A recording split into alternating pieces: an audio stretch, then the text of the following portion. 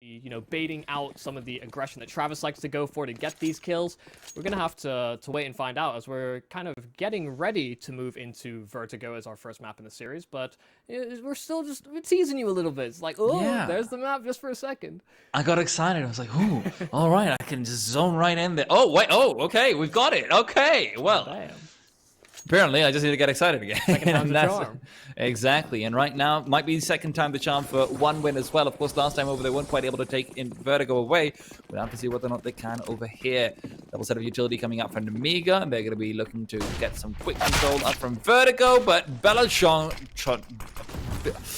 Belchanok will take down Deco. That one's going to keep tripping me over for a while, Michael. I just balance down and out Foster. They want to take him down. They're trying to knife him, and Chill will get it in the end. Still, not too far gone for one.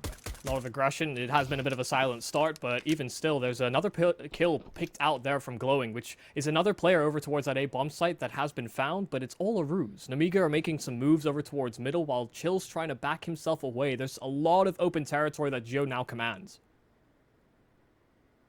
Problem is the CTs are still converging on time, so if it still ends up being a 3-on-1, it's going to be a very difficult spot. Joe, though, a solid place to be if you're just waiting for a singular solitary CT to start pushing forward. He's going to have an opportunity, takes the first one down. Jo drops him, buying time as well. Bomb plant could have been guaranteed, but in fact, Chill doesn't want to stay on that A-bomb site. Now, they're thinking he's faked them, and they're thinking he's going to be on A, but they've still left Travis behind here. Yeah, a little double bluff.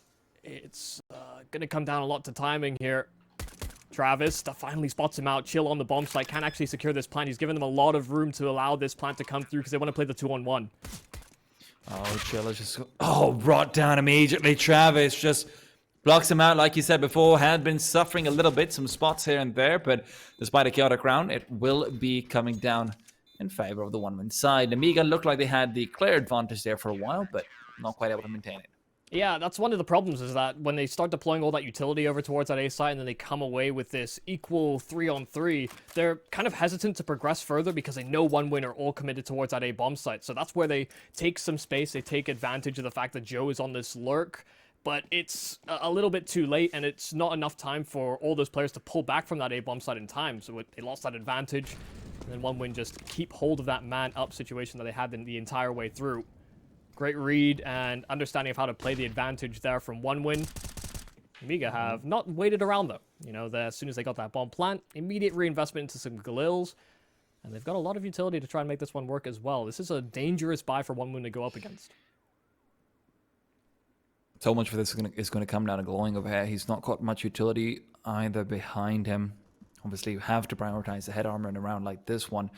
Watching out for the boost as well. Meanwhile, quickly dinked and forced off the angle. They've got full control of middle just off the back of that, and now they can rotate back and see what to do on the other side of the map, whether or not they can reconvene with Box and company.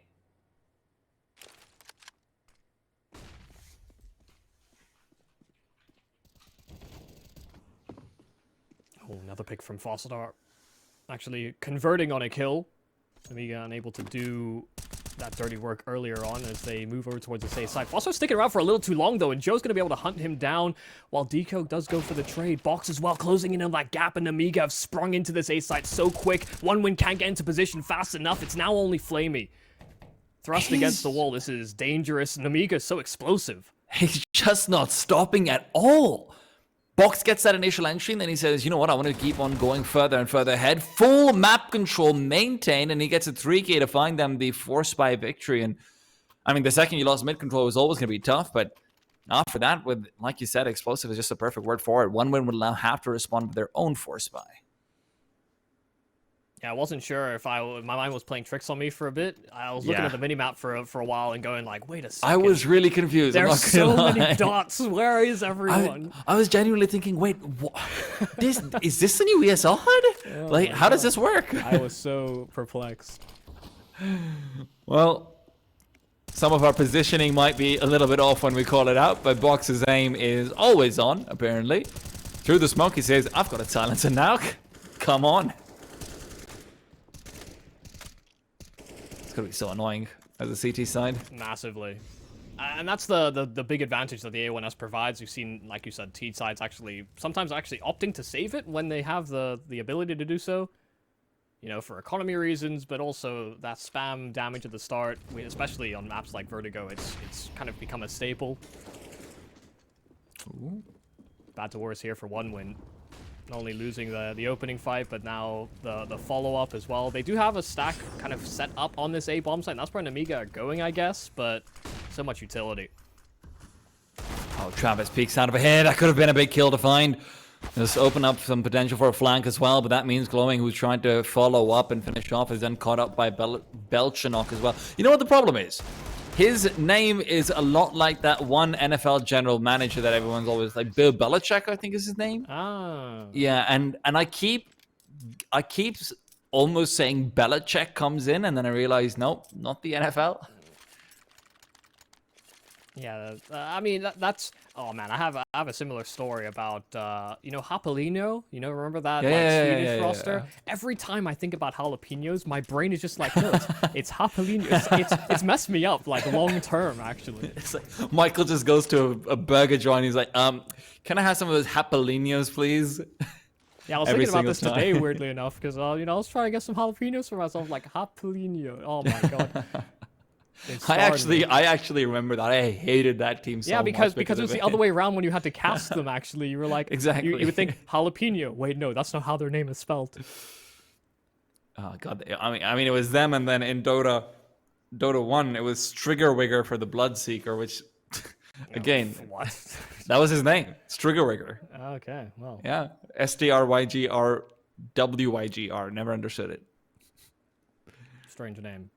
Yes, indeed. But so far, not too strange of a game. Nemiga have been looking pretty clinical outside the pistol round. And even there, looked like they were in a good place. Well, the clinic's closed down, Michael. It's got a health violation. A lot of it coming off the back of USB bullets. Deco doing a fair bit of damage as well. Down to 2-on-1. Winning chances close to none. But at the very least, you do sort of humble them a little bit, both money-wise and mentality-wise. Yeah, it's about long-term economic damage there, where even though Nemiga are on a bit of a roll and they've still converted those 3 rounds, it does mean that there is at least something that they have to keep in the back of their mind should one win actually start to pull through in some of these gun rounds, which will finally get themselves onto all these A1Ss and a lot of utility as well, but they don't have Deco on the AWP, so that is actually one of the limitations that we will see, because IDIS balance can be uncontested at these long-range fights.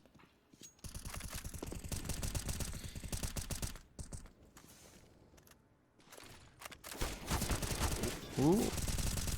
Okay, well, suddenly those spams are going the other way around. Yeah, I was a little surprised that Belchanok was so aggressive over towards that B-side lurk, because he was halfway up the stairs. The name game.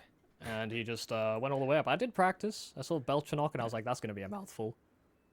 I actually ended up practicing and I said Belichick like 4 times accidentally. I just gave up. But yeah. Deco, though, will make IDIS balance give up on life for this round. Now, guys, just a heads up, we are aware that the HUD issue is a little bit odd, but you know what?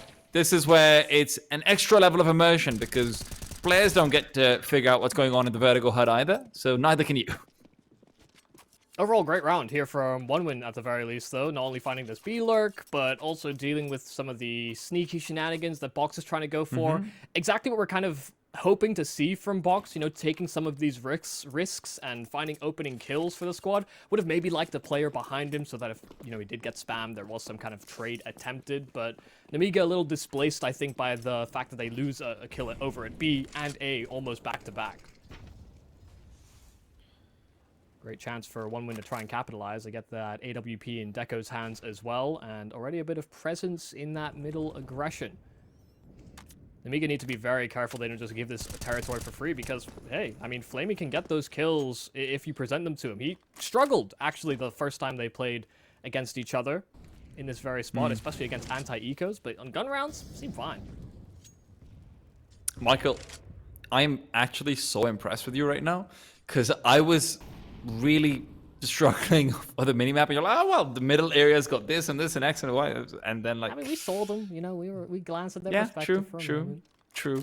Give me too much credit. But regardless, right now, Nemiga's perspective is that the utility's gone down pretty low, and so have their numbers. Deco's traded out, but there's still a lot of manpower around this A-bomb site. Both Fasto and Glowing are around in the vicinity, and with this much utility on the CT side still available, if they start rotating in Travis as well, this could get even more dangerous. Still, that rotation's far away. Foster almost going down, and it'll be the Molotov and the Flashbang combined. Boxy's even got a follow-up. Glowing is traded as well.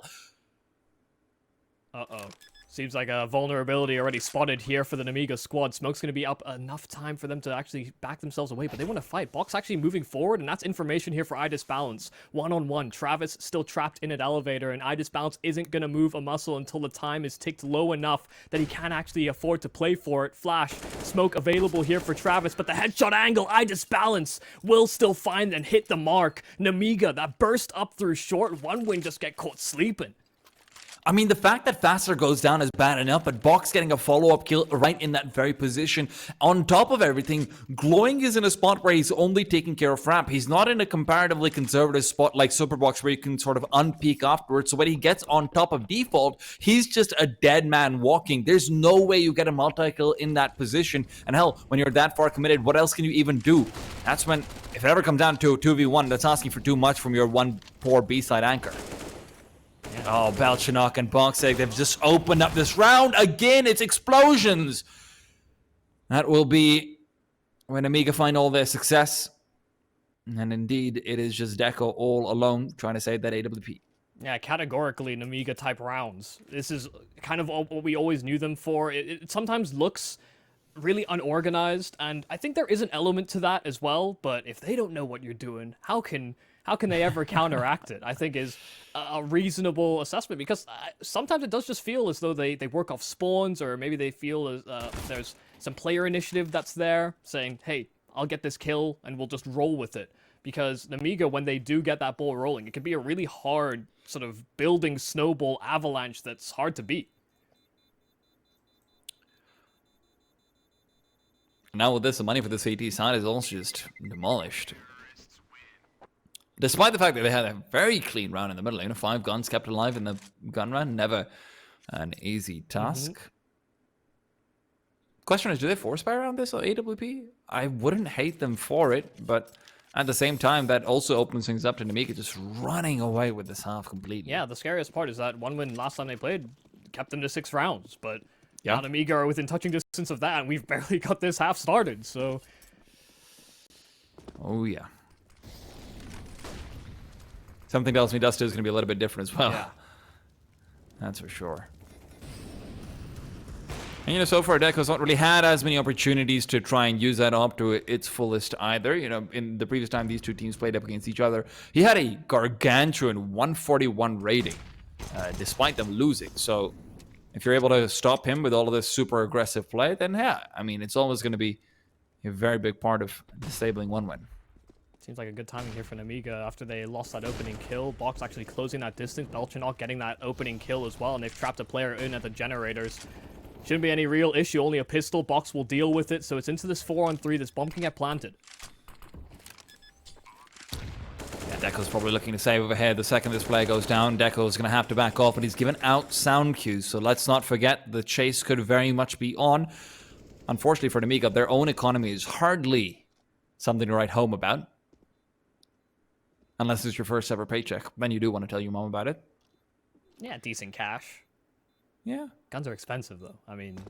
Indeed. I'd expect you to be investing in those if you're trying to get your first job on the way. Anyway, Nemiga, it's up to 6 in the blink of an eye, it feels like. One win even after some, a good opening start. They win the pistol. They're able to navigate out of potential ring around the rosy. Nemiga dancing between 2 bomb sites. They had that clean round. But it is just this building momentum that Nemiga just thrives off of. It's soul-sucking. Now they've gone for a double AWP to see if they can counteract it. I don't know what I think about this. Double AWP on Vertigo is always an interesting one. It depends on how aggressive Flame is going to get. And we've seen that coming out from him in middle before with the M4. I'm not entirely sure how much of a difference the secondary AWP is going to make. Deco, in the meanwhile, though, grenades flying through. But he'll have his sightlines blocked off. Nemiga look like they're once again setting up for a pop. But this time, not looking to fall by the wayside of some M4A1 spam.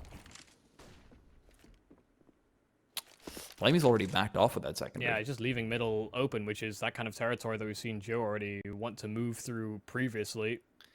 The fact that he was caught on a lurk in some of these earlier rounds will actually pull him towards the pack. There's a lot of utility being exchanged over towards A ramp, so they can feel some of the mounting pressure here from Nemiga.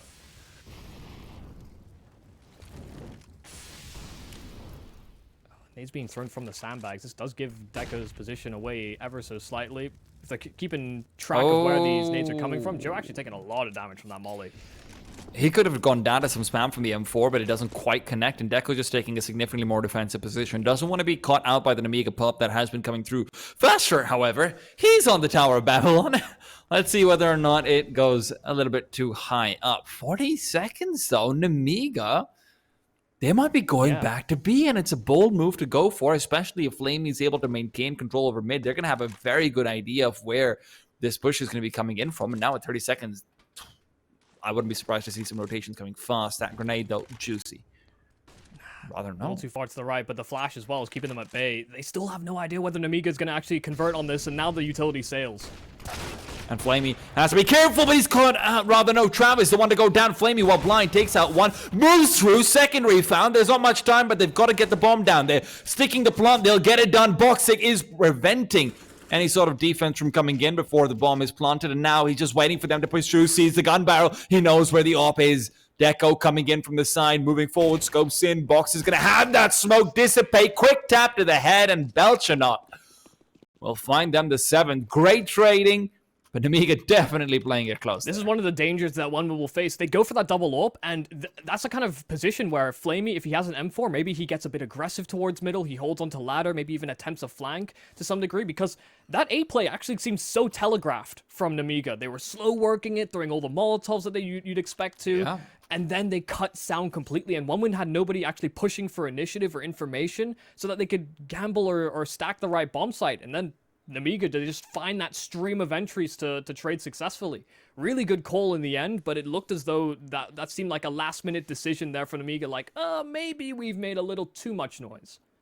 I mean, at the same time, though, I have to also highlight, I would have loved to see Travis rotate away a little bit earlier towards the A-bomb site to sort of enable using some of that utility. One of the nice things on Vertigo about a double op that I always feel like is that the anchor can just move back and use some of that utility in the late round situation, because typically the B-bomb site anchor won't be using all that util. If they had the info, man, you can rotate it in a couple of pairs earlier on as well. Obviously, it's a fine line to dance, and I'm never going to, sort of nail someone down hard for it, but it is one of those things that I'd love to see in a double op setup. Flamey, right now, tries to get aggressive, and that attempt is unsuccessful. Yeah, see if Nemiga put a foot wrong, because it feels like that's the kind of, good fortune that OneWin are really trying to cling on for, but it's just not coming their way, especially on these pistols. So far, so good. Nemiga keeping all their players afloat, even with some early tag damage. Should be no real issues. I do just think that in a moment where if Flamey is going to be your secondary, I almost feel like that limits him, considering one of the big reasons you bring him into a roster is for that experience and some of the sort of mid-round decision-making that he might be able to pull off against teams that aren't going to be to his level of tenure. Maybe it's also more of a thing like, because I know one of my favorite combinations is, kind of passive primary op, kind of crazy secondary op. So, in those situations where you're thinking like a Stewie 2K kind of secondary op style, etc., you can definitely see the veteran experience and the freedom to mid-round decision make come through. But if they're both passive, then that's just a separate thing. Deco, however, in all fairness, has been playing, at least trying to get a bit aggressive. They've just been very good about shutting that aggression down so far in Nemiga. And right now, they're going to be looking to shut down Travis as well. Quick mid to B coming through. Eye disbalance. And even faster entry. And a nice little nade. Padding up that UD statistic. Man, Nemiga are really just making sure to not lose sight of the prize here. Clearing all the angles that you'd expect. They understood they didn't have B ramp control, so really, really careful. And I really appreciate the amount of detail that they're putting onto these rounds. Now it's just about limiting the amount of exposure to death. Make sure that these weapons don't fall into enemy hands as well. So, I'm sorry, did you used to say exposure to Yeah, death? they might sell that in That bottles is- like SPF, or instead it's like, you know, something to protect your skin against bullets. It's called Kevlar, Michael. It's heavy though. All right. Thinking a bit more lightweight. That's Okay, what guys. that's what the nanotech is Michael for. Yumi Cassidy is actually quitting commentary because he's filing for this new patent of a bulletproof cream. Hey man, when nanotechnology gets there, who knows? All right, Mr. Stark. One, however, could probably use some nanotechnology right now. Something to enhance their killing ability. Yes, indeed.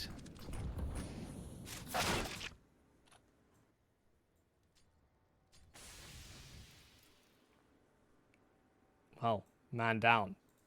Also not being found in the early exchanges.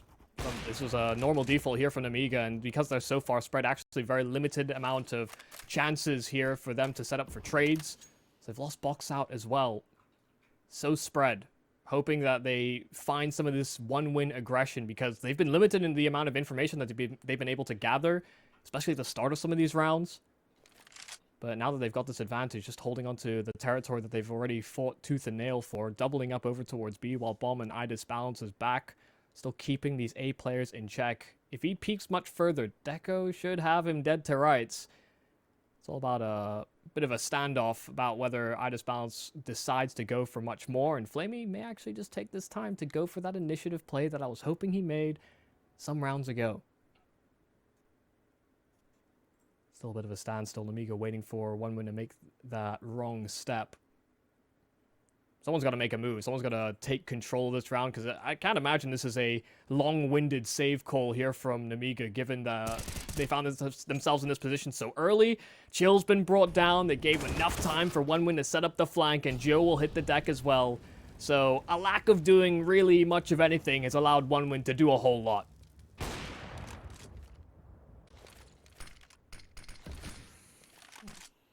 Try and see if Idis Bounce can get away with this AWP. Smoke down, flash as well. Doesn't seem like they're looking too heavy to chase. Flashes are good though. Idis Balance turn both directions. Travis will hit the deck, but Idis Balance, he doesn't get away with the op. Flamey does track him down. So Nemiga will have to go for a full reinvestment. That's a pricey weapon to lose. Yeah, at the same time, they've got a fair bit of money to lose as well. But definitely one of the right paths to victory that potentially OneWin could pave out for themselves.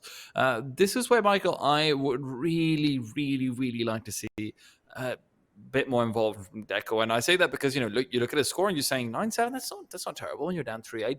He was 8-3, and from there now he's sitting on 9-7. So, in the past few rounds, the only kill he's actually had was with an Eagle, which was just a stray exit frag, not really one that I would allocate much impact to. So, as the player who we highlighted a lot, and obviously has been getting a fair bit of yeah, it's got a spotlight on him, around him. Yeah. So when you've got the spotlight, you better know how to dance. That's generally the rule of thumb. Yeah, he's been fairly static in the picks that he's been going for. Going up short to try and contest some of these A plays. He's been playing it at the sandbags as well, and while he's been in the right spot for some of these kills, Nemiga have also just been, dotting all the I's, throwing Molotovs into some of these positions, flashing them off. It's really a testament to how much work Nemiga would have put back into Vertigo, considering that, sure, they won it last time, but the fact that their T side wasn't the most replicatable in some of these rounds, they're adding a few more details that are making it more difficult, I think, for Deco to have that impact. Personally, I would have really loved to see, and this is unconventional, so please do keep this in mind. If there's any aspiring Tier 1 pros, don't listen to me. Definitely don't listen to me. But just for the sake of conversation, I would actually love to see maybe a little bit of adaptation in the utility by coming in on the CT side. If you go double flashbang on a couple of the players like Faster and whatnot, you're not getting that much utility damage out of this anyway. And this is always something I feel like is maybe you could explore a bit more on the tier 2 level, is that if your grenades aren't working out as much, maybe buy an extra flash just to help your upper peak after that utility sort of run out as well. Because one of the reasons why Deco can't get aggro after Nemiga's very thorough utility usage, like you mentioned, is because at that point they don't really have the flashes to waste. to assist for an additional peak here or there. So it would be nice to see that coming through, something around those lines. It's very limiting for the rotates, especially if you're just going to only have that Yes. one flash, because if you say maybe there's a bit of pressure at A, you throw a flash so your teammate can peek, it's not there, then you suddenly realize it's a B play. Now you don't have a flash. So Not to mention, I'm with you. Not to mention, the grenades are very useful on retakes from other sites as well. So dropping the grenades down in base is actually a viable strategy. It's one of those maps where while you're on the rotate away, HE damage is legit on Vertigo on retakes and whatnot.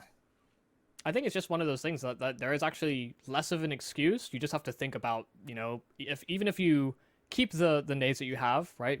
Maybe you buy one of each. You can just drop a flash in spawn, or drop a flash kind of en route to your bomb site, buy another one, and you've got one for that rotate. It is just one of those things that can bleed your economy even further. So, yeah, it's one of those. It's a theory that I think is best left to theories that maybe not the most transferable, when really the economy is the big thing that we've been highlighting for such a long time as to whether teams can get a handle on it and whether they overinvest. Listen, Mike, I'll be in my helmet, and they can definitely buy an extra flash. But you know what? We are going to have to go to a short break right now. When we're back, we'll be seeing more of the action.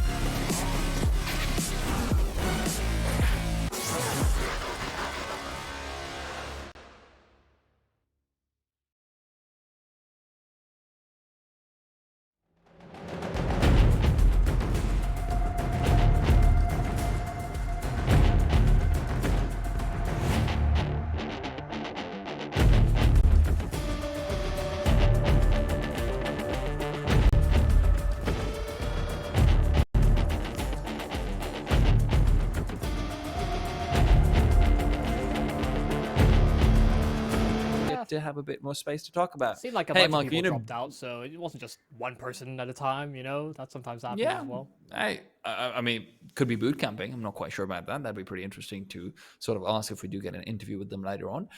That being said, though, Michael, how are you feeling about Deco so far? Because personally, like I said, for me, it's a bit of a combination of, all right, Nemiga's doing a great job of stopping him in his place, but also at the same time, as an AWPer, what do you really do in those situations is what defines whether or not you can move up in the tiers of Counter-Strike, Yeah, I think I've always kind of looked at Deco as kind of a good reactionary AWPer. Like, if you put him in a 3-on-4 and, you need a move to be made, I think he'll usually make a pretty good or an informed decision. I think it's just, at the moment, what we've seen from OneWin is a lot of that onus, or a lot of the mid-round decision-making, the initiative pushes, those are coming through by Flamey. I think Glowing is also looking for some of these opening duels, and so Deco's taking a bit more of a backseat. That's what I think is making Nemiga's explosions so much more deadly as well, is that Deco actually just doesn't have time to react almost. I mean, Box is also just insane on the entries right now. I don't even know how he's doing it again and again and again. And every single time, just different pathing, different angles he's sort of working out. And a lot of that I would like to attribute to him, but part of that also has to go down to the fact that Foster is playing as aggressively as he is in certain situations around this. And that's where that A-side combination is a little bit odd to me and how it's being played out for OneWin right now. Because, on one end, you've got Deco, who's playing pretty passively. And then you've got Foster, who's playing in passive angles, but aggressive positions, sort of say, in the sense that he's not really looking to contest early on, but when he is contesting, he's standing on top of default box or right next to alley. So it's sort of this weird sort of extremes going on for him, and I feel like some of that synergy with Deco on the bomb site might be a little bit missing. I'm sure that's something they can work on in the future. Maybe I'm just also completely wrong, and that's exactly how they wanted it to be, but from a casual observer's perspective, it does seem a little bit. They have been having some struggles on Vertigo as of late. It was a map that they used to pick into as well, but they had a lot of really rough, close losses, a lot of really rough, close wins as well. So I think it's just lost a bit of confidence for them, especially now with them moving players in and out. It can only make things worse, I would imagine, especially on a map like Vertigo, where there's a lot of push and pull dynamics. Travis getting Molotov'd out, good reaction on the Molotov, but actually Chill loses out on the fight. Seemed like Travis should have been dead to rights, had him right where he wanted him. 100% Chill played that perfectly, except for the left click bit. And look, that happens to the best of us sometimes, and that just means that Nemiga are now in a 4 versus 5. Now, they do have a pretty big utility advantage over here. Look at all those extra flashes they've got going on for themselves, man. You can see why they've been so good at some of these late pop plays. If you got this many flashes, yeah, they're going to be white screened all day long. I dodged the first 3, but hey, there's a 4th. Honestly is what it feels like sometimes. Jo, though, meanwhile, quick peek in, and that's the equalizer. Glowing was trying to get information, gets a little bit overzealous. And in that zeal will lose his life. Might actually be a time where Nemiga commits to an A-sided play. Again, made some of that same noise, but Foster above the smoke spots and drops the bomb as well. Might not actually have seen it just because the smoke obscures some of that information for them. But Nemiga, these 3 players still clustered up at this A-bomb site, looking to burst onto the scene. And this time, that utility is getting a little bit more on the dry side. Smoke will come through. It'll be pigeonholing that AWP in towards Super Box. And as time is rolling down, the bomb has been dropped. Again, trade from Balance, but they might just want to back off and save. 8 seconds. Jo moving in. He's not saving anything. Not even his own life. Balance now. All he has to do is try and die and take a few lives with him while he's doing so. A one-on-one. And Travis, he's not likely to commit because already his team's lost too much. Yeah, holds onto that AWP, but it suffers at a round loss there. It's more economic damage being done to that CT side because you can look at the reinvestment. It's actually going to completely pull out all the additional funds that OneWin had built up, which actually kind of puts Nemiga in a decent spot. The problem is that their buy's not looking too pretty either. So it's now all about how they compose themselves around this AWP. What position do they put Balance in to get that effectiveness, you know, getting these opening kills. Maybe they can salvage some weapons. They're really hoping that it can sort of act as a domino effect, I think, moving into a round like this. But OneWin saving some face. I think getting these opening kills, and even with them losing out on glowing, still that information into the late round. Nemiga had, I think, few options to re-aggress because they lost that early B fight. Going towards that B territory would be very, very dangerous. It's also just this really nice difference maker of Foster getting aggressive in aggressive positions rather than aggressive in defensive positions, as I so ineloquently put it before, where you can see that you're getting that information consistently even late round into things once those Molotovs, etc. have been used, especially, or if they're not being used in particular situations. He's taking advantage of that. He's taking advantage of having that late smoke to be put down, get that one way for himself as well. And that's where it looks like he's in a more comfortable situation, and even Deco is in a better position to be able to sort of, you know, prepare a little bit better, be ready for the push that's coming in, see the utility sailing forward, all of those things coming into play off the back of Foster getting that one kill in particular. Although at the same time, OneWin did lose Glowing's life in the 5v4. So, you know, some good signs, some bad signs. The point is, there's a lot of signs, Michael. How can you read them all? I can't. I just look at them and I say they're pretty. Yeah, they do have cheat sheets. I know, like, okay, might be a little bit. Haven't done a I haven't got my driver's license yet, but I've done all the test works and all that type of stuff. Done it a few times now, actually, just because I keep like doing the test and then not actually following through on it. It's a bad habit, whatever. We'll just move right past it. There's a lot of signs on the roads and things, and they're all different from country to country. Sometimes they just can't, you know, reach a uniform or collective decision. It's ridiculous. I was really wondering where you're going with that. I don't know. I looped it back to science somehow. Listen, man, this is the second time we've ended up in a technical pause. in 2 rounds, yeah. It seems like people are having some issues with their ISPs. Well, look, speaking of driver's licenses, have you never had one before? Or is this like, do you just have yours expire? I mean, I've driven. I just haven't, yeah. I've gas not followed without a license? I mean, you have to. I mean, you'd run like certain tests. I don't know, man. It's a whole thing. So, I'll tell you an interesting story about driver's licenses since we're on the topic. You know, I failed my driver's license test 7 times. Oh, damn. Yeah, it's pretty insane. Also, just the way I failed them is just the most ridiculous stuff. Like, the first time I gave it, I thought that you had to give it in their car, the one that's over there. But I was too tall to fit in the car. So, when I fit in the car, my foot was always pressed against the pedal. Because it was a very old, very small car. I don't know what it would be called over there, but yeah. So I was just. Did they just not have a bigger size? Is that? They didn't. Oh. So I genuinely could not drive it, unfortunately. But you know what we can do? We can drive this broadcast to a short break and hope that it doesn't fail any tests. We'll be back in just a bit. Stay tuned. Don't go anywhere.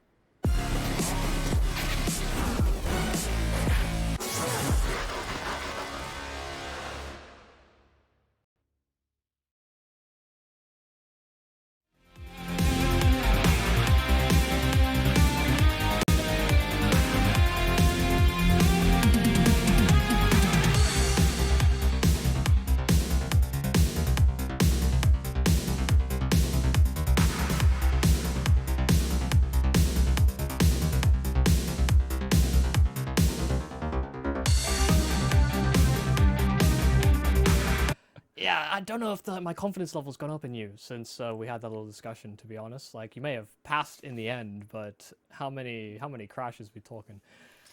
Well, you know what?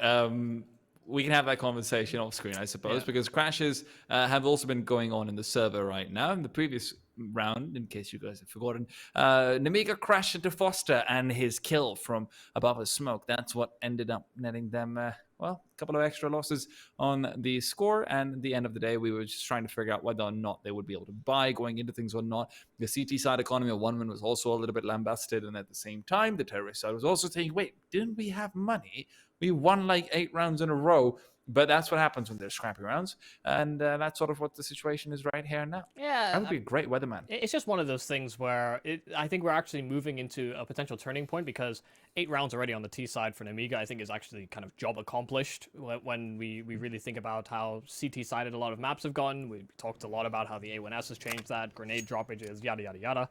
Those things all contribute, so the fact that Nemiga have already pulled their score higher than the last time these two faced is already a big improvement. So now it's just about limiting the amount of damage they can inflict on you before this half is finished here for 1-win. And Lauren getting a little bit more aggressive this time over early in, and Nemiga will be going for that full bind that we talked. Oh, whoa. The second one looked like it should have hit him in the head, but... Yeah, it really did. I think some movement or scoping inaccuracy coming in over there. But regardless, some nades, some utility being chucked out. CT side's already used everything they had, but at the same time, Nemiga's a lot more dry in their pockets as well. Yeah, Foster, after getting spammed, just decided he didn't want any of it. Finally spotting a player, but Box actually closing that distance so quickly. Deco almost dies because of it, but Foster finally picks up that frag. They find this man advantage while Joe is in a little bit of a battle of his own. A little bit of nade damage, I think, inflicted just as he left that B side. Deco actually not done and not comfortable moving away from this A aggression, moving into a position where he can actually just get this kill, potentially fall back, provided Nemiga aren't too close to trade. I mean, they are pretty close together, but at the same time, even a 1-for-1 trade isn't the worst in the world. You know, they're coming in towards you. They're not being quick on the trade. He should be able to get at least one more over here, but he misses his shot. Belchinok will take him down. Blowing. In the meanwhile, watches out. They're not checking their angles. This time, they're not quite as thorough about coming out through the alley. So far, they've been excellent about it, but now Ida's Balance has to come out with a couple more miraculous wallbangs. He wants to have a more fair shot at this, but with the time running as low as it is. Oh, yeah. Can't quite make the jump. Oh, you ran out of ammo. Oh, my God. That almost never happened to the AWP, but at the end of it all, it will be his life falling through. Regardless, so finding the kill on Box this early on was incredibly important. Box has been trying to get those weird timings time and time again, and Foster, now he's just been looking better and better as these rounds go on. You also see the precedent that was set early because of the fact that 1-win so frequently after getting kills would play such a defensive setup. I don't think they really expected Deco to be there, in spite of the fact that, you know, they go to clear it. They're in a position where they can trade, but it's lackluster. The spacing's all off. Box. Oh, straight to the head. Foster's got another as well. These Deagles aren't finding anything, and with this much money put into the half buy, I have to wonder, are you going to be missing out on some extra utility later on? I'm always really skeptical about half buys on anything underneath full loss bonus, but at the same time, CT side money isn't the best, so if you do end up taking out a couple of guns, maybe. It's just one of those risk-reward things, and right now there's no reward. No pot of gold at the end of this rainbow. Well, nice and easy here for 1-win, finding themselves a bit of territory, a bit of room. They can feel a weight alleviate from their chest as Nemiga, all that pressure they built up with these fast bursting plays, finding space through middle, being able to pull and push and pull rotations away from the A bomb site towards B. It's been quite a lackluster set of rounds ever since. 1-win really taking up the pace and finding a whole lot more room to work with themselves. It's just been about map control here for 1-win. They were, I think, a little bit timid about how they approach some of these areas, especially because Nemiga, they like to play slow so often, so you can understand why 1-win would want to go with that approach.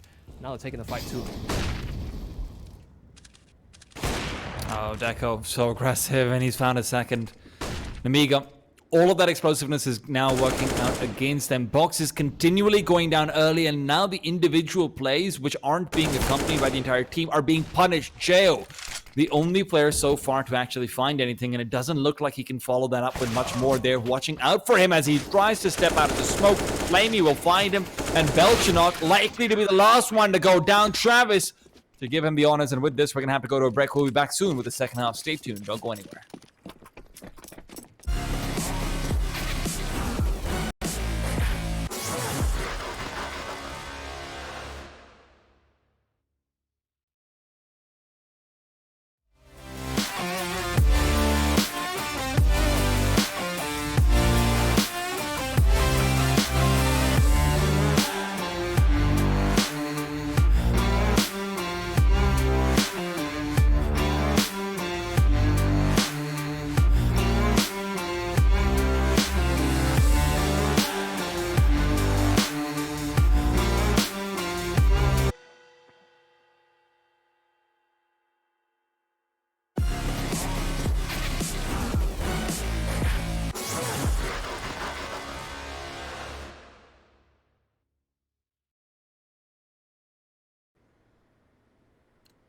Here we go. Straight back into things. Nemiga did run into a bit of a roadblock. Another thing I did in my driver's license test. Actually, not true. But regardless, we're getting back into things.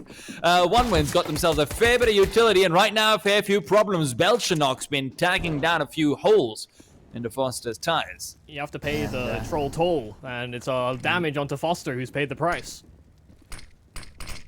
Belchanok right now. I'm going to get maybe a little bit more from them, but with the smokes coming out, will be blocked off for a while longer. Deco scaling onto the bomb site, has the bomb going for a bit of a non-standard plant. That means those grenades aren't going to be as useful, although I say that's still a fair bit of damage coming through, and as he's going back, a second one as well to boot.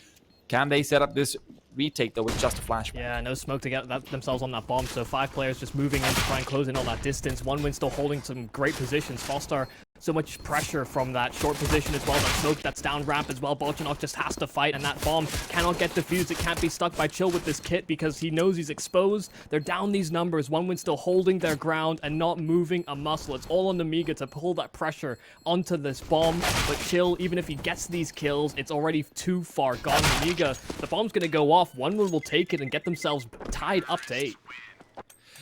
That's always going to be the problem, though. Is he ran out of bullets. I just saw that as well. That's always going to be the problem with playing this heavy retake setup against a double smoke case. If they don't go for the box standard plant, you just can't kill the planter. At the same time, you can't get that early 5v4 advantage either. They also didn't have a smoke to be able to put down in front of the crane to go for the retake later on. All they had was a flashbang, I believe. So with all of those things combined, it just made it so damn difficult to actually move on to the bomb at the end of the day. And that's exactly what ended up coming through against them. Admittedly, one win winning out some of those late round duels as well, but it sure as hell does help when you get to take them at your own pace, just like Flamey did over here. Box goes down, and once again, Nemiga find themselves at a man disadvantage.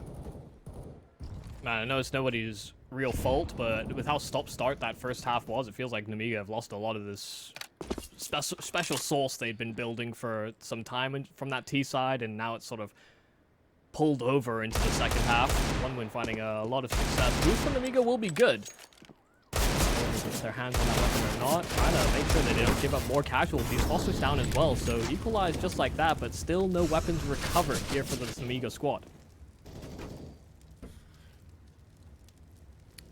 So, look at the Eagles now. You're peeking in. Great trade from Belchanok. Glowing goes down, and unfortunately for him, so did Jao. With this, it's a 1-on-2. Flamey's been able to block him up, but Flamey's low, and he's got the AK, so let's not forget that. Bombs make its rotate over towards B as well, so Belchanok's made the right read. This could be massive. They do have a smoke to try and get the bomb plant down. Belchanok's not with any utility, but Flamey's revealed his position now. All he has to do is run away and make sure that Belchanok is going to be kept occupied, but Belchanok circling around completely. This could be big. If he finds the timing, it's a 1-on-1 with the bomb yet to be planted, but he's read it incorrectly. The A-bomb site is where he's made his home, and that is a home which is quickly brought right down. That's true pain. That's something that he won't realize that he's just missed out on until he watches it back. Oh man, it felt like he had such a good read. I thought he was going to move to middle because the kit was dropped there as well. You know, if it came down to it and he found that kill on Flamey, the kit's right there, gives him more chances for the 1v1. Felt like the whole round was teed up, and just like that, one little move and it was gone. Oh! I know it's not the most important frag, but I always love those frags. Yeah, nice and easy just as they're running by. It's like a little reaction time test. I don't do so well in those. I mean, he didn't either. The first one got by, he killed the second one as he got blind. It's true, actually. But, hey, a kill's a kill. That's what they say on the scoreboard. Foster takes down Chayo. A little bit more money coming in. And these have been set out to graze, and the farms are yielding good crop this year. Yeah, suddenly one win looking all the healthier for it. This is also a map that, because they had a pretty rough loss against Nemiga on it, they'll have done some work to sort of remedy their T side, which kind of fell flat against what was a very strong defense from Nemiga. So expect a few changes to how one win try to approach this, maybe play out some of these rounds a little quicker as well. Sometimes they were getting caught in stagnation because of Nemiga's aggression. I just wonder how much of that Nemiga aggression is actually going to come out, considering they have just fully lost that extra push, that momentum that we were talking about.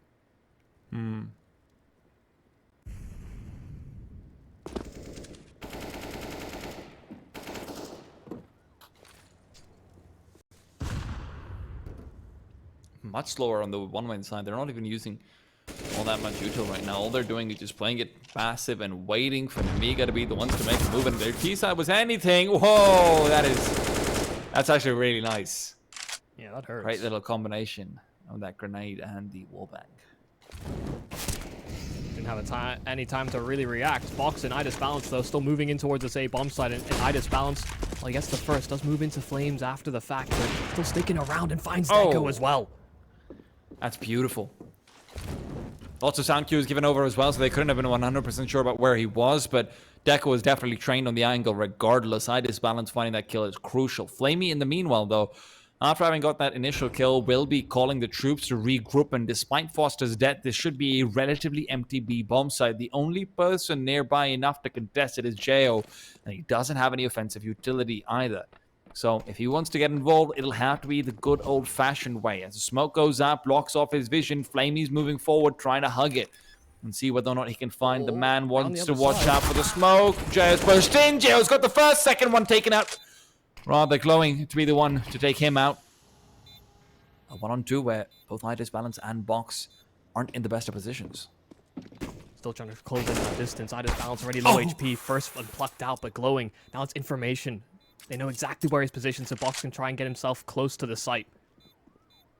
Oh, he's playing this perfectly. Box is making so much noise as well. He doesn't have a kit, so he doesn't have the time to work around with his glowing. He just needs to check this angle, and as he strafes out, might have actually bought the time necessary. There's no kit, so all he can do is try and move back and recover the AWP. Nemiga will not find their round. It's now 9 in a row from one win. Yeah, what a stark turnaround this has been here from one win, especially considering the Nemiga defense was doing well. They actually forced one win to reset there. Jo gets there in time. He makes a super risky play by moving through that smoke in the 2-on-1 on that bomb site, but still able to force it into this glowing clutch.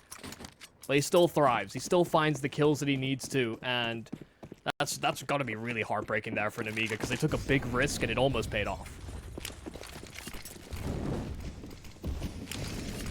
Back down to pistols here for Nemiga. That saved AWP will have to go and get a whole lot more value than I think one win will intend. See, they're being as methodical, as slow in the approach, but far more forward utility and placement. Idis Balance has also been having a decent time whenever he's had the EWP, but it's not been this lights off. I'm going to take control of the entire round on my own. So an adjustment to that, maybe a couple of extra moves coming in over here would not go amiss. At the same time, Nemiga,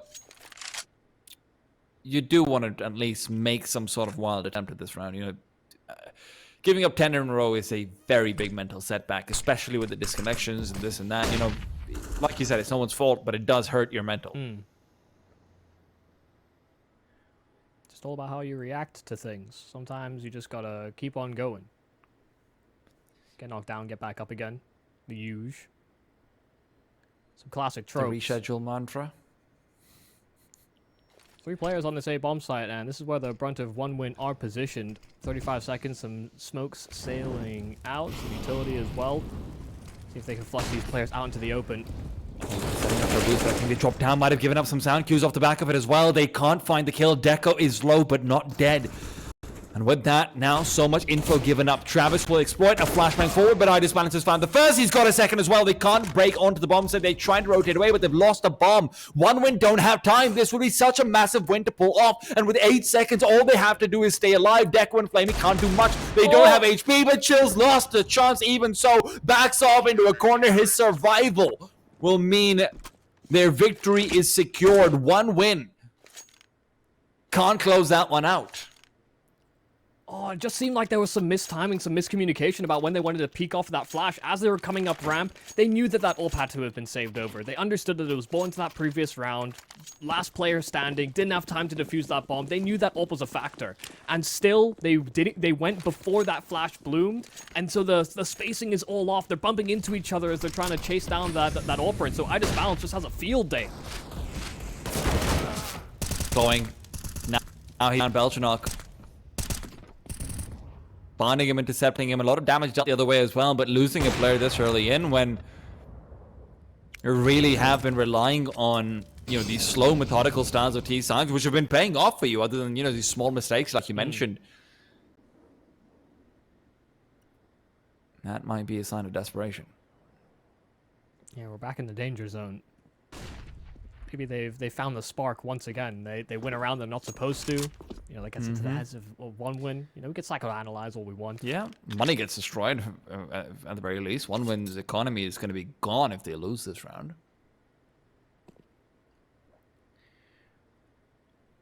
Now they have slowed things down, and as they do so, the train has set a destination over towards the A-bomb site, and that A-bomb site box, almost caught out, spots out a player. His hand is visible as well, and that hand holds a Molotov. That'll slow them down. A grenade. That won't do very much, though.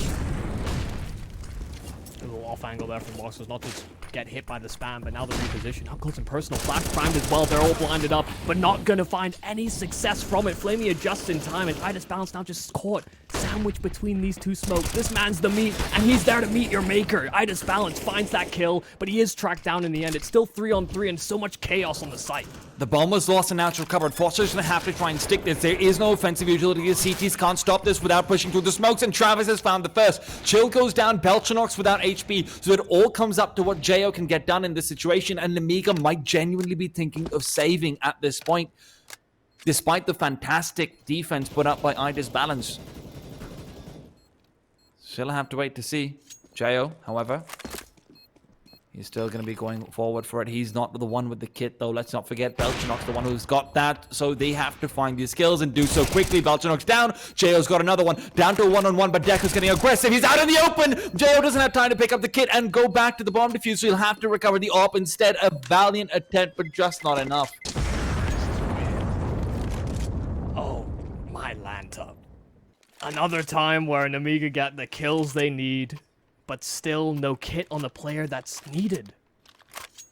I mean, I wasn't really sure that they should have even been contesting that. The fact that Jo is hunting towards short and still not able to find anybody. 1 winner playing it safe, not aggressing on that position until they really feel it's necessary. In fact, they just go for a heavy ramp play.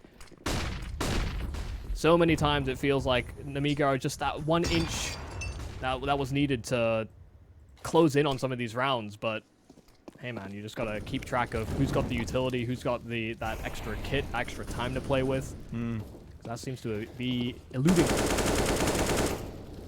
There's these small things. Yeah.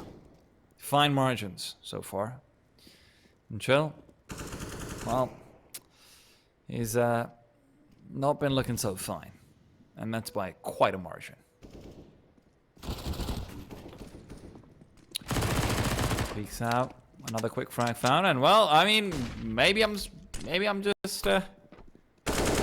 swallowing all my words for here, Michael. They're finding the early 2 frags, and with this, the Nemiga has put themselves in a fantastic position. Travis, however, has gone through onto the B-bomb site. It's a second kill that evades him. Chill will once again be successful. The MP9 is apparently all he needed. Even so, a 2-on-3, and Deco's got a lot of space on this site. Oh god, Belchinok's kind of between these two players, so you'll hear that player coming up ramp as well, so they know it's an A play. Deco's just trying to close that gap, find that rotator, because Belchinok, they have no idea about him.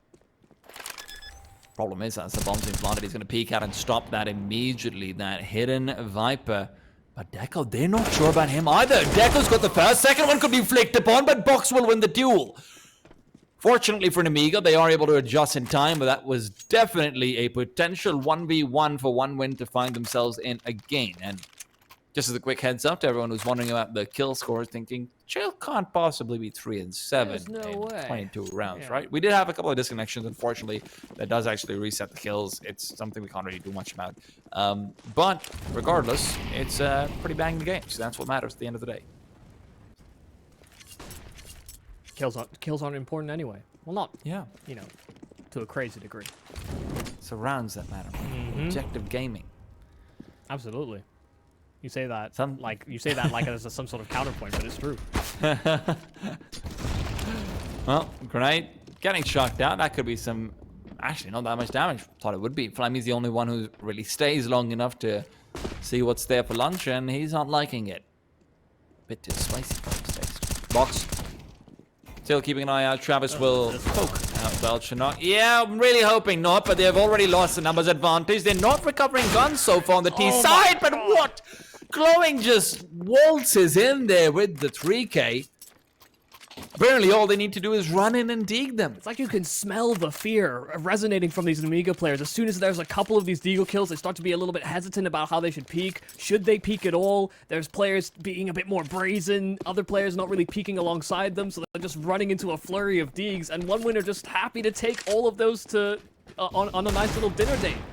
It's not what you want to see. Nemiga, it does seem like they were just getting a small glimpse at riding the ship, and then suddenly the sail has just been completely chopped off the ship.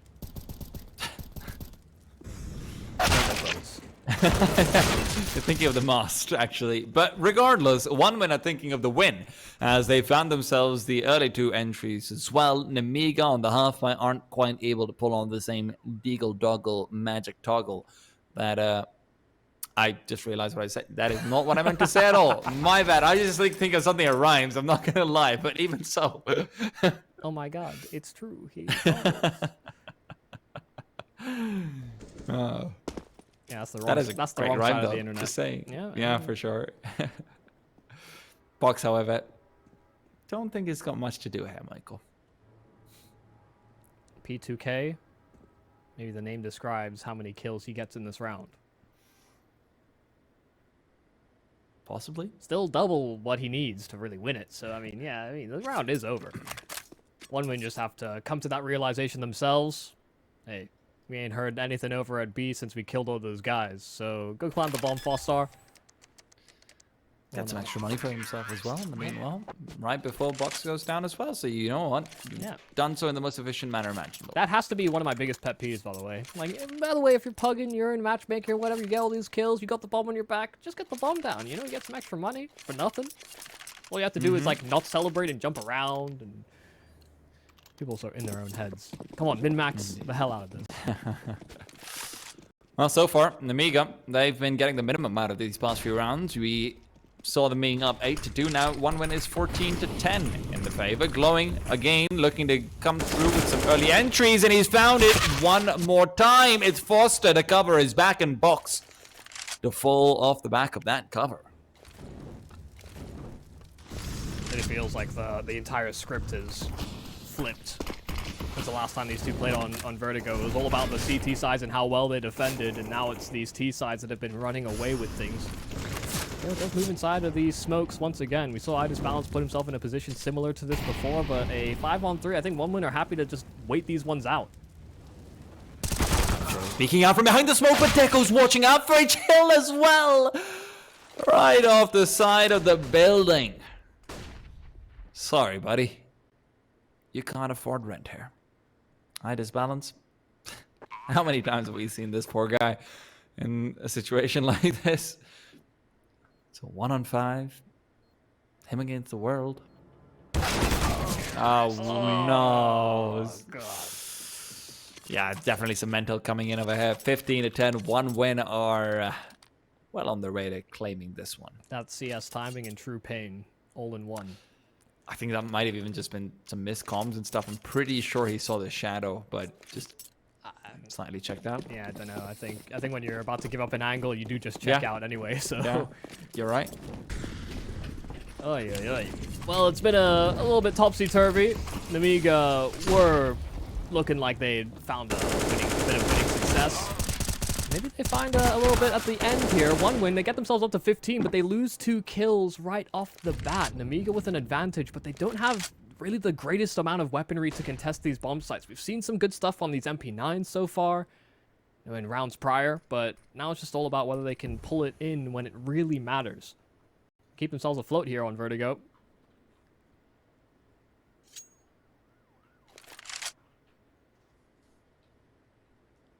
Oh, do they clear it?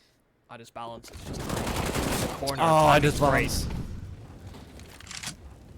Tough for a second over there. But hey, regardless of that, Nemiga seem to have bought themselves a longer lease in life for now. One win. At the same time, for them, it's all about that economic damage, and right now they're finding none of it. Of course, bringing down the AWP in the previous round did definitely help. I don't think the CT should have one for quite a while. Travis. He's just all trying alone. to go for damage, so... Yeah, I've been pretty impressed by Travis so far, though. Not gonna lie to you. There's been definitely some solid decision-making positions that he's been in, and not the worst in the clutch either. So there is that. Admittedly, this clutch was never gonna work out for him anyway. But I've been reasonably impressed. Yeah, those are the people that have been taking attention on the one-win side. That's why they've, I guess, stayed with the organization, and I guess this core is looking to build further, obviously with these new additions. Yeah, I just think there's been a little bit of room maybe sucked away via flaming. Not sure whether there's a correlation to that or whether it's just adjusting to the team dynamic. Either way, Nemiga have been adjusting themselves, of course, making some roster moves, obviously changing some of their game plan going into this map, considering they won it last time they played off against one win.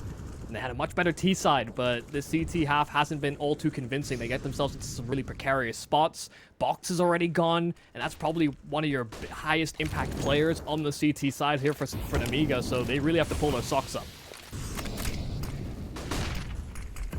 And right now we're going into a much faster pace of play over on the B bomb side from one win. Jay also is just going to be caught out. He's trying to peek forward, traded too quickly. Force is ready, and Chill as well. Caught between 2 players, and Glowing's the one to take him down. Fantastic on the entry so far. Now Disbalance reveals his position, finds 2 off the back of it. He's been a revelation in these 2v1s, but now it is a 2v1. Foster has to find the first, and it's an easy quick little flick out, and now it's all advantages to him. Moves back, resets his position as well. The Molotov will not be revealing him, and he's waiting for the peek to come through. He sees the hip, and he's cancelled the defuse off the back of it. Belchenok is trying to stick it. Foster moving forward. Belchenok moves off of it. He's double guessed it. He's fluffed it now. Foster's likely going to peek through, but regardless... Oh my days. Doesn't actually end up working out in his favor, despite it looking like it's all going to be his all day. I was really hoping someone will make up their mind at some point, and finally Belchenok's just like, yeah, you know what? I will stick it. You know, I don't care if you're at the generators. I don't care if you're making steps. Foster starts to second guess himself, like, he's off it. He had to be off it. And now he realizes that I'm pushed close. No way he sticks it now. And that's exactly what Belchenok did. I didn't think that round was going to play out that particular way. I just balanced such a great job finding those kills right back. Now one win, are they going to get in their own heads about it? Because that almost looked like a surefire thing. They get the entries. Spacing was just a little off getting back towards that bomb site, and now it's all about whether Nemiga can move further and further forward. Belchenok moving in for the aggressive maneuver. They were trying to move back to pick up that bomb and go for a B play, but Belchenok denies it. A 5-on-3 right off jump. I love it. Belchenok has been really putting up the world on his shoulders these past few, just like what we saw from Glowing. Just getting aggressive in their face and punching that face down. Ooh. Dang.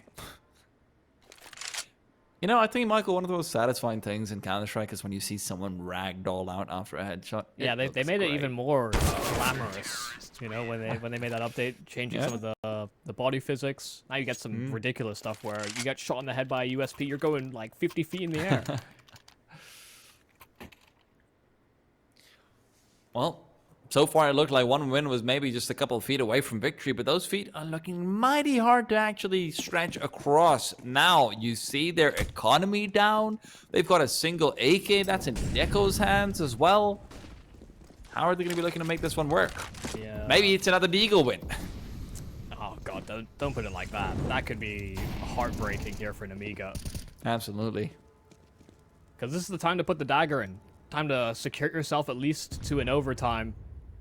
Like I said, that money's not in a great spot. Box, oh god, timing could be everything. Gave up the angle and goes for the jiggle peek. He reset right into Flamey's crosshair. And he'll take that every day of the week. He was the one in charge of holding that mid position. And so now it pulls two Nemiga players away from these sites to retake it.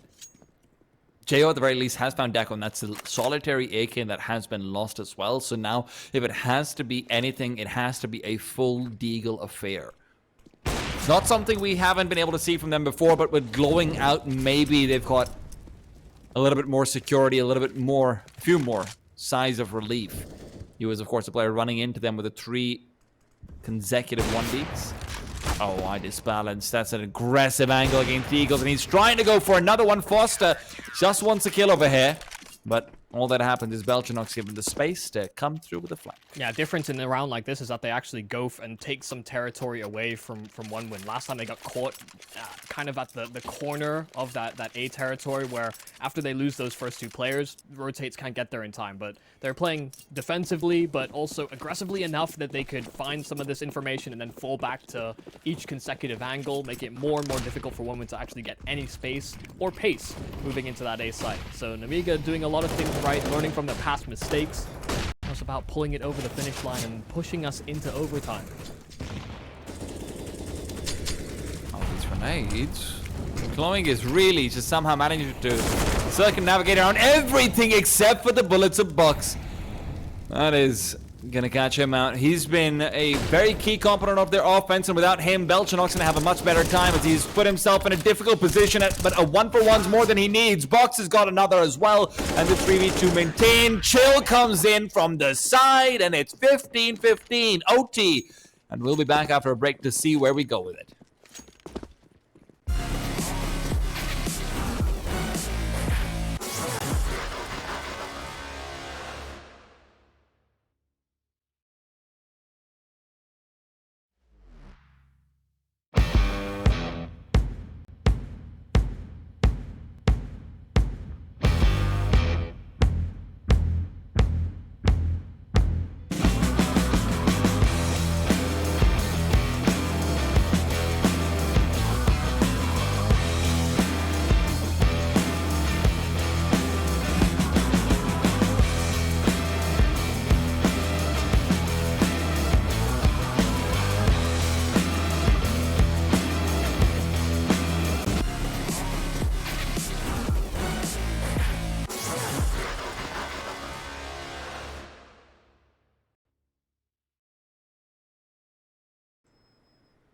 Timers be damned, we are back into things. Michael, this is just how it rolls over here. Sometimes you got to give them a little bit of that 1-2. You thought I was going to pause. You were going to pause. You did say you're pausing, but I lied. 3 minutes, more like 30 seconds. And then we move into a pause. So, I mean, who really knows which way it's going? It's just keeping you on the edge of your seat. Honestly, this game has been keeping me on my toes a bit. You know, we had the we had the map thing. We've had a few tech issues on the player side. Let's just clarify. Yeah, but we don't get tech issues. Yeah, I mean, look, what we provide is a second degree of immersion by providing you guys 2 maps to be able to see from. One is the traditional, one is the newfangled one, and that way we cover all demographics. I have only so many eyes. But we've got all the darts in the world, so don't need to worry about that. Don't have the eyes, we've got the dots. It's like me trying to keep up with the stock market and crypto at the same time. Like, who even knows what's going on? All I know is that Both are we'll stay away from the manipulated. latter. We'll stay away from the latter. It's, Indeed, indeed. Certain things that we should be talking about. believe in the technology. I Yes. truly do. Point is, though, that money matters. And the money that matters over here is the 16K that we have in overtime. Always fun to see that adjustment coming in. Not going to have to worry about any deagles and whatnot. Although, have to remember, OneWin did get that 15th off the back of one. So maybe it's in a secret nerf coming in. Yeah, is it really a blessing or a curse? And actually, you know, that point we were talking about where, you know, you can drop some extra utility down in spawn and things like that. That actually should be quite important. Why is Idis Balance just naded into the bomb site and actually damaged his teammate? I don't know. It's some kind of next level move. Maybe he was trying to mask his scope noise because they can be underneath him by the time that he gets there. Just doesn't want them to know that the AWP is there. Maybe he thought that the grenade popping underneath him would, like, propel him forward more. Like a rocket jump. Like Soldier 76 in Overwatch and stuff. Yeah. I don't know. God, come on, man. TF2, I never actually played TF2. We didn't have servers over here. Quake. Like, there's Dude. better examples than Overwatch. Michael, I'm not 45, okay? I'm 25. Hey, I mean, yeah, but you gotta pay dues to the OGs. That is true. That is true.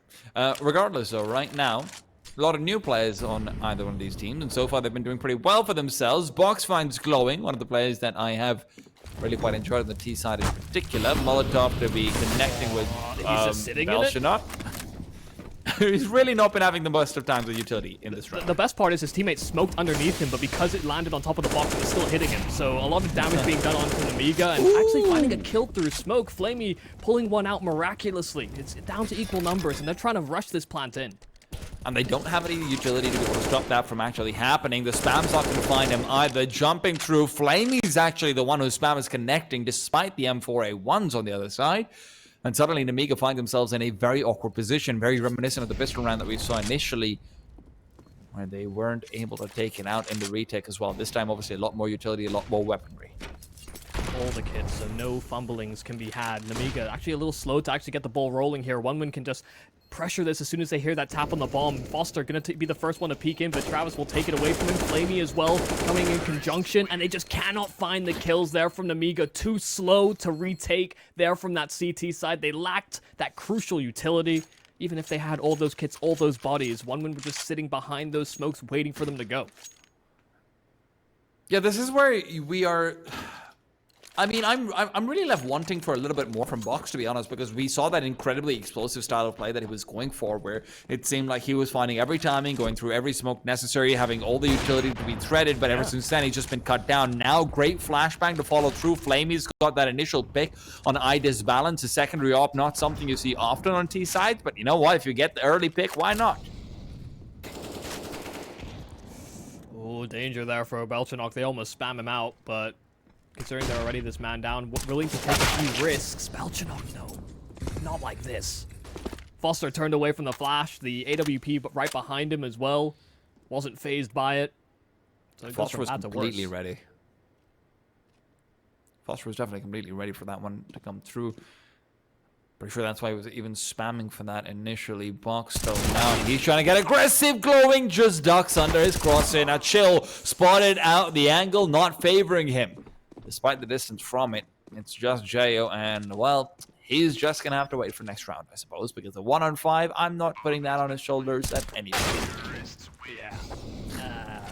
Apparently, we're not putting a head on his shoulders either, because Glowing just chopped it right off. Yeah, it didn't really matter that he contested for it, really, because they still can't afford that full buy. We're talking about the 16K money, but OneWin rolling through with two back-to-back, especially being able to find picks on the AWP via Flamey. Like, we had two AWPs running around here for the T side, which is not exactly what we see often, let alone the fact that Flamey's going in for those opening picks, but the timing was great. OneWin had a plan for the round, and they dealt with one of the heavy hitters. You know, Idis Balance has been moving all about the map to try and contest what OneWin have been prioritizing. Now this time, it's a different foot forward here for OneWin squad, moving most of their forces over towards this B bomb site, which is the lighter site. We have seen some shenanigans of late round rotation from the T side. But yeah, I love it. Box is going to be able to cut off one and then back off immediately. He's also doing it silently, so they don't know whether or not he's maintained position inside ladder room. And regardless of that, if they speed up, he'll hear them from up above. So this is so much info going the way of Box right now. And with a minute left on the clock, this is exactly what you needed to make the T side second guess themselves. Could be a massive difference maker. They've reset over towards A, and Belchanok timing on the jump spot could be everything. Orp will take up the angle, flash as well. Belchanok still reared his head forward, so certainly a chance there for one win had they found the angle fast enough, but being this man down, they're still hoping that Flamey can find something between these sites. He's separated them. The rotate cannot come in quickly, so if they start to call over towards that A site, he'll find some lurk kills over at B. Foster getting those 2 kills could actually be a massive difference maker. They could reset, go over towards that B bomb site, or just separate, make sure that this AWP receives no support, no help from Chill, but they have to make a move. They have to actually choose one of these sites because they were fumbling back and forth, but Flamey's been dealt with, so now a 2-on-1 on the site.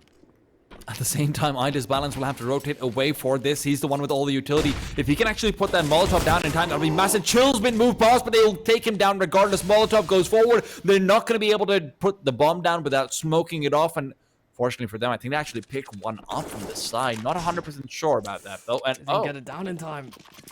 Not quite. Wow. Yeah, I wasn't sure. It seemed like they should have had enough time to do it, but I think just because of the scare of that player being close, it just didn't get the numbers down. I kind of checked out because I saw like 7-8 seconds on the clock by the time they're in the site, so...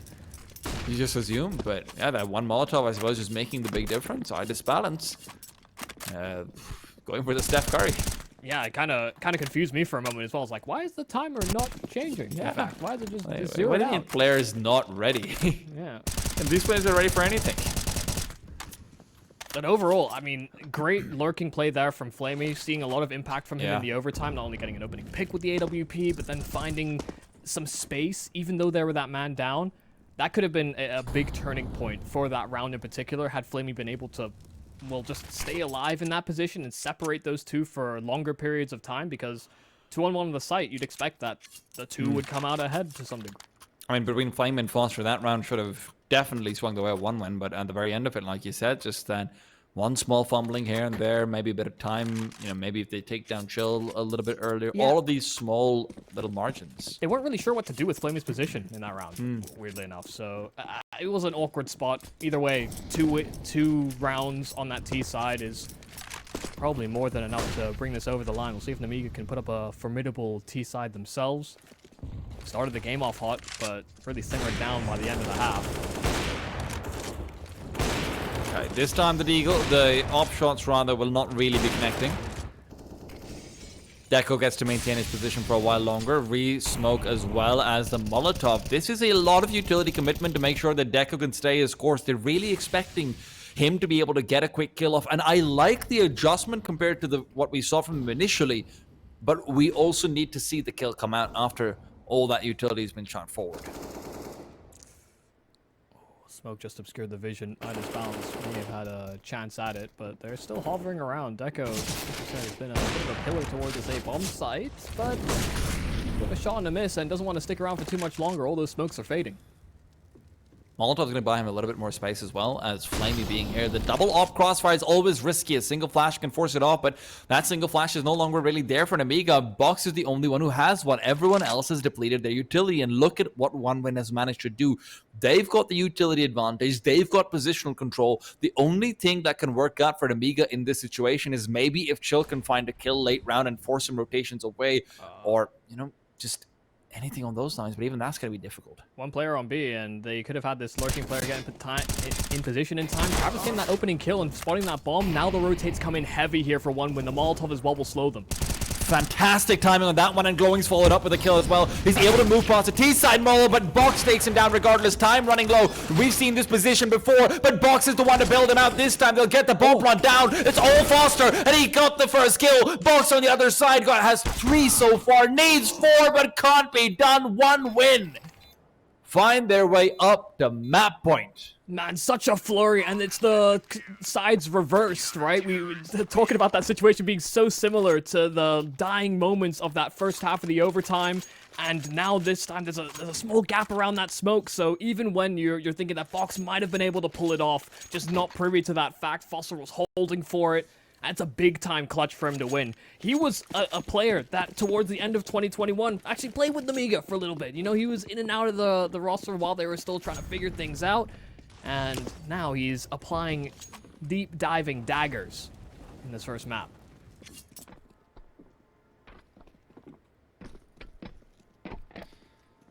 Nemiga have to adjust how exactly they're going about this one. Are we going to be calling for a pause? This feels like pause territory. A lot of players are just kind of hanging around and spawn, not only on the T side, but the CT side as well. Yeah. So it feels like we might have been hit with another tech issue. Someone sitting on top of the bathroom stall, which I was like, there's no way that's a spot. Oh, okay. Next. Well, still a bit stop-start, but indeed. with one win closing in on that lead, I don't think the lead's going to really change much for them. I mean, this is definitely really risky territory for Nemiga when you start to think about how things are going, especially when after this, you know, some dust too. Last time you played up against them, it was a 16-4 scoreline, so you're not exactly in the best of mental in that situation.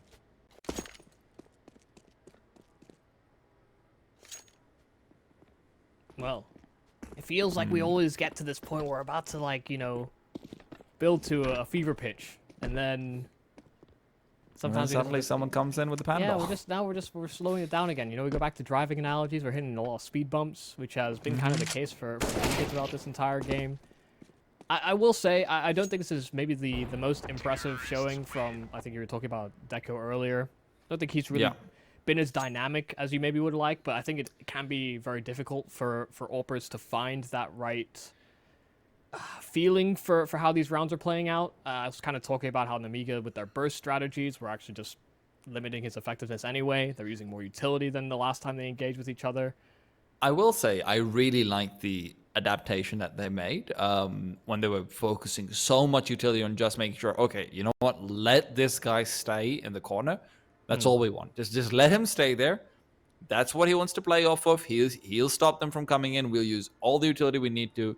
And I quite like that personally. I think this is one of those things where putting focus onto your player is incredibly important. And the fact that they're doing so with additional utility, which is exactly what I was asking for anyway, I love it.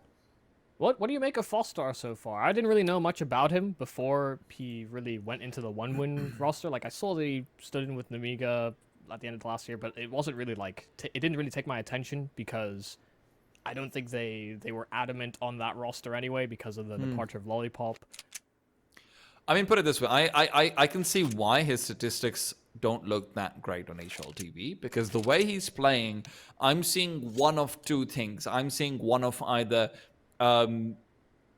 you have some sort of incoherence with your teammates, right, or you just aren't entirely sure about how to position yourself on a bomb site.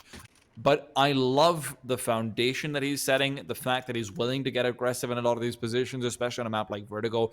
It's so important to feel comfortable playing around and very often from above smokes. So this is a player I'm going to be keeping my eye out for. If in a month or two, you know, maybe he's a little bit more methodical, maybe a little bit more polished in when to position himself, you know, right up in their face, when to position himself, you know, maybe at the back of the bomb site. I'd like to see him a little bit more on CT sites. That'd be great.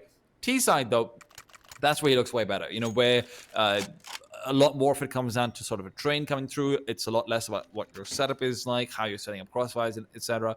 I think that's where I definitely feel like you need a bit of polish. But when you get there, it's going to be looking good. Yeah, it looks like a reasonably safe pair of hands as well in like late round situations, Yes. which I think has been was going to be my takeaway. But yeah, I can certainly see what you're talking about. You know, some of these riskier positions that he's been posturing himself up in, which, like you said, they're like aggressive defensive angles, which are basically is just like one and done positions on defensive sides. Really, that's what we're really highlighting. Yes, the sort of question comes in like, is it worth it to be in a one and done in that position? Yeah. You know, that decision-making process, I think, could definitely use maybe a small push. Just so you guys are aware, because we've had this problem a little on and off throughout this broadcast, it seems like there's been some like DDoSing issues or something of the sort for a few of these Nemiga players. That's why we've had some players drop in and out. So we've had a couple, you know, breaks and long timeouts, similar to this. So not exactly, you know, And a that's why very we are giving detailed analysis on individual players off the yeah, back of one yeah. map. I mean, Which exactly. is, always going to be a little bit flawed. But hey, it's just thoughts, Yeah, precisely. And it It's like doesn't first like impressions thoughts. because there's a lot of new rosters and a lot of players that are kind of pushing themselves into the ESL Challenger League or you know respective tournaments at this level that I think first impressions are going to be quite important to a lot of Yes. people. But the best thing about first impressions is that all you have to do is develop and you know change away or like show you deserve to be there for those impressions to just kind of fade away because I mean you just look at Bit when he first rocked into the scene. A lot of people seem to have this idea that Bit was just a superstar overnight. When he first came into Na'Vi, they were looking pretty rough, to be honest. Like he provided a bit more firepower than Flamey when they were going for some of these executes and things like that, but it was only really towards like the middle part of the year that Bit started to show his superstardom. So That's true, but at the same time, Navi is also one of those teams where I think Maui Snake actually talked about this on one of the podcasts he does with Torin, which I okay. thought was a very interesting point. That he said that I believe Legia was their third guest on that, Right, okay. something around those lines. But what they were basically talking about was, for example, in Big, it took them 4 to 6 months to develop a super tactical style to like 75%. It took them like a year to get it right. So what I'm imagining is that Blade integrating him into the Navi system, which look, honestly, Navi might look sometimes like they're pugging or whatever. Yeah, Navi has some incredible protocols for for situations sure. like the 4v5s and whatnot. I would actually highly recommend. Mahone recently released a video on how Navi win 4v5s on Inferno so often. And there's so much decision making that goes into it that every single player needs to be fully aware of, that I can see why it would take longer to integrate someone like Bit there. But yeah, you're definitely right. One of the other things that I also feel like for Navi though is, and I'm treading dangerous waters here by bringing this up, is also that it felt like a lot of their system was built to compensate for Flamey, because at the end of it, everyone knows Flamey wasn't performing on a tier 1 level. That's why we did see him replace, and right now he is trying to make that grind back up, and it's very admirable. But you also have to sort of rectify that system that those band-aids and everything that you've got over there. That being said, though, Flamey looking pretty good over here, and that's what I'd like to see. Hoping that we can see him sort of build himself back up to a pretty high level of CS again. Always love to see him there. And, there is always that idea Yeah. as well. Yeah, no, like I was saying in the pre-show, it seems like it might have reignited a flame in him. Hey, Man's name's Flamey. Ha ha ha. I know But you've said that like 4 times, and I haven't acknowledged it so I far. said it. I said it once. I'll have you know. But I think it is just it can be a kind of a driving force because sometimes when you jump out in and out of rosters or maybe you get hung by the wayside, some players go to move into talent positions as Bubsky is now doing, considering he's not. I'm actually still part of the so roster. amazed by that, by the way. I don't know what's going on, bro. But if he's it's out one of the those, contract. but it's just Sorry, one of go those ahead. things where like if you're out of roster, sometimes it can be easy to lose motivation. I think there's a lot of Yeah. people that will struggle with that. I think looking at some of the UK side of things, I think Smooya at some point as well. He was doing well with the squad, then he got kicked. It's very difficult. Good for him that he's found some success in our roster, but people have to take these chances, and there's a lot of talent in the circuit. Sometimes it's just about marketing, like to some degree, Yeah. how much people remember your name, because. Oh God, how long did it take for Nok to get picked up by a squad? And he was That was mentioning his actually device insane. was on the NIP roster. So I mean, the fact that maybe NIP just didn't want to sell him to Fnatic or something on those lines, but the fact that Fnatic didn't pick up Malp for Jukinho earlier on was really Yeah. surprising to me. my point was mainly just like player of the tenure of Flamey. He should Yes. be pretty welcome into a lot of these squads, and it's good to see that he's landed himself into one win because I think that actually has kind of, I don't know, I can't speak for him. Maybe it has remotivated him. I don't know, Well, because he looks good. we have restarted the game, Michael, as we head into things. So the resume call has come through. Yeah, let's get out of podcast and more into the full cast, because this is the last round of the half, potentially the last round of this map, because one win are right at the precipice, because Nemiga's T side again has had a few fumblings. Foster over here once again getting aggressive, and this time he's making a fair bit of noise as he does so as well. Flashbang forward, they're trying to move from his side, and they're gonna shoot him in his side as well. Full nades as well, just coming through. Bazooka will end up working out. They tried that in the previous round as well. Didn't quite work for them this time. I guess maybe the pause just gave them so much time, but regardless, it's a 5-on-3, and Deco's been forced off behind the smokes.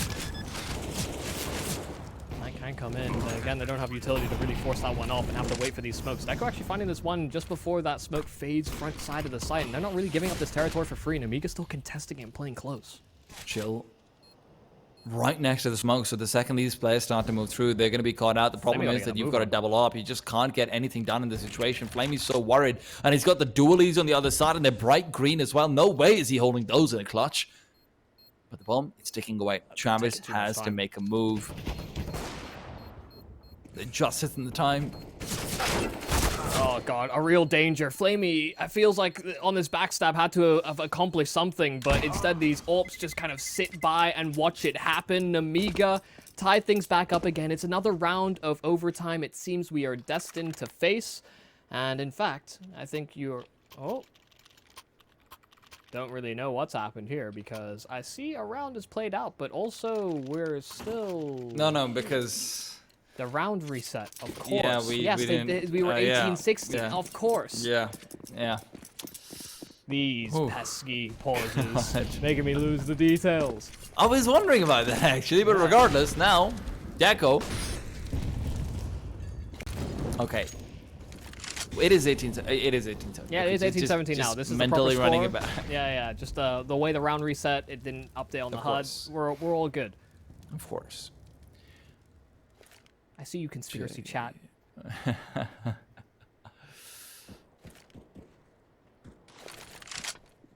Flashbang forward from Bolchanok. They're looking to pop right through into the B-bomb side. That explosive play is going to be welcomed by one win. Come into my arms so I can smother you with death.